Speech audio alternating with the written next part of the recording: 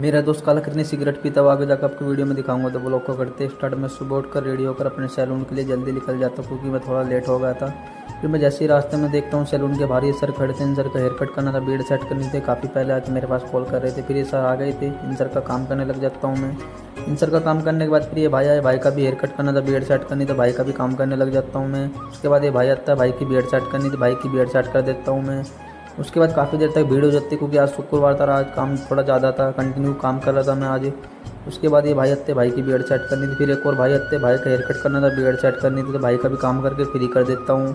उसके बाद ये भाई आते, भाई का भी हेयर कट करना था, बीएड सेट करनी, तो भाई का भी काम करने लग जाता हूँ। उसके बाद भाई का भी काम करके फ्री कर देता हूँ।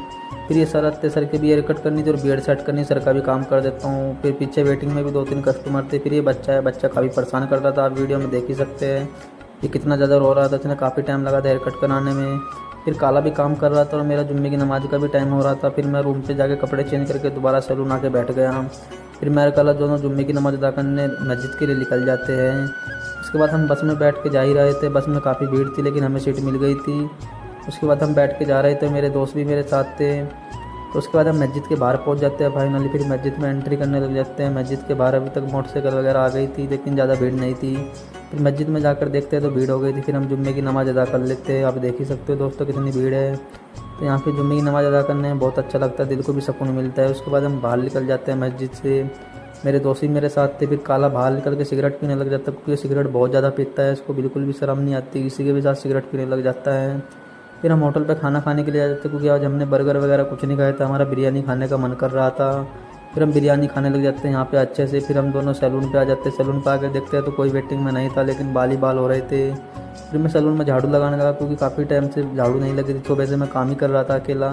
उसके बाद काला काम कर रहा था, मैं फ्री था।